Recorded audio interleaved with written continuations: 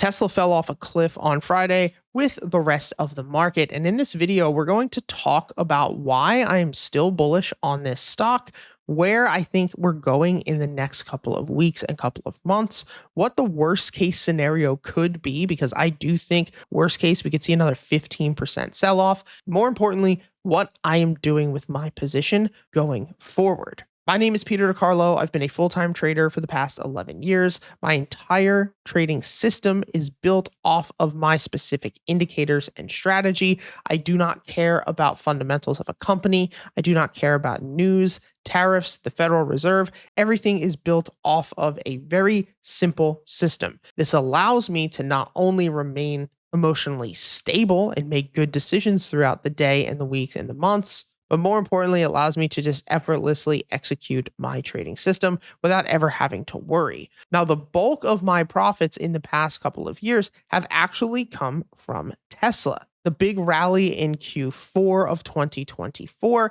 as well as this most recent breakout going into the last 3 to 6 months. Now, the most recent breakout that we have had here was at the end of the summer, where we were pushing through this level of $355, and we were calling for $500 by the end of this year. And so far, we have basically come within $30 of that price point. Now, the main reason that we were bullish back here in the summer is for two major reasons, the two backbones basically of our trading strategy.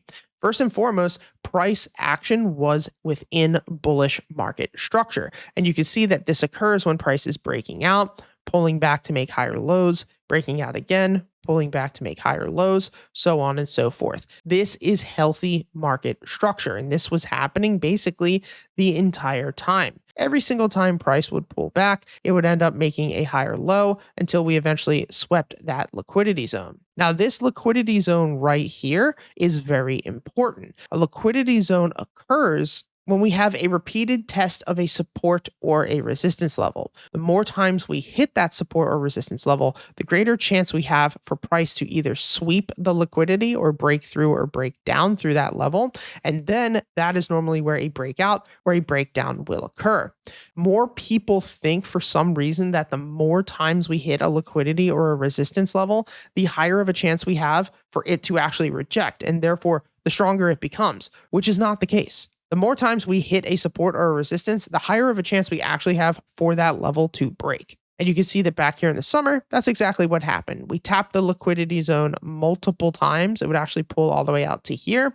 And then finally, we swept that liquidity level. Now, the next piece of the puzzle is going to be the volume profile, which is one of my favorite indicators that you guys can get for free. The link to our entire trading strategy and how I grew my $5 million portfolio, as well as how over 20,000 students who have taken all of our free material have grown their portfolios, is down in the description. You'll get access to all of our indicators step by step, and the volume profile indicator is part of step 3. Now, this volume profile on the right side of your screen is going to show us where buyers and sellers have been within the past 150 days, if we're using a daily chart, which we are right now, or if we're using a weekly chart over the past 150 weeks. This is very important because these thick areas of volume on the volume profile are going to represent for us major support levels and major resistance levels, while those thin gaps, which you could see right here, are going to act as price highways, meaning that price will break through these levels or break down through these levels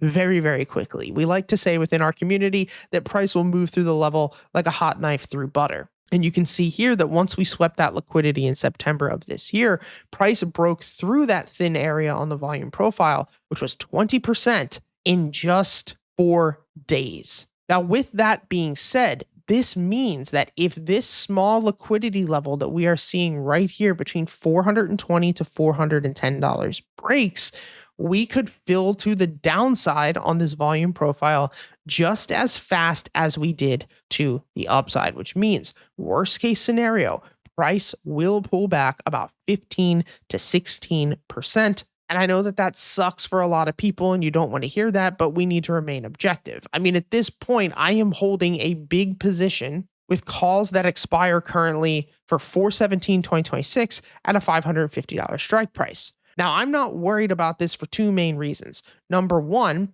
as price has been breaking out to the upside, I have been rolling my call options and reducing my position size. So basically, each and every single time we get a significant breakout, I will close my current position and open a new position, either further out in time or with a higher strike price. But every time I open a new position, I'm reducing my position size. So even if Tesla were to come back to where we were right here, I'd still make money over the past 3 to 4 months because I'm reducing my exposure. You can learn how to do this in our beginner options course under step 4, options trading simplified. This course is going to break down options in the simplest manner that you will find anywhere on the internet, and more importantly, for free. You're going to learn how to responsibly trade options. You're going to learn about the options Greeks, delta, theta, rho, vega. You're going to understand how to pick an options expiration date, how to pick an options strike, and more importantly, you're going to learn what actually gives an option value, from intrinsic value to time value. The link to that will be in our trading library, and it will be under step 4. So that brings us to where we are right now. Structure is still bullish. This support level is still being held. So best case scenario, Tesla will continue our move up to 500 and maybe even best case $540 by the end of this year. Our target for 2025 was 500 and we have come very close to hitting that so far. So best case, this rally continues. Worst case scenario, price will break through this liquidity zone. Price will drop another 20%. Something important to understand is these old liquidity resistances will now become a new liquidity support, and price will pull back down to 350 before bouncing, and I do think running back up to 500 by year's end. I hope that this video helped. Go ahead and check out our free trading library down in the description, and I'll see you guys tomorrow.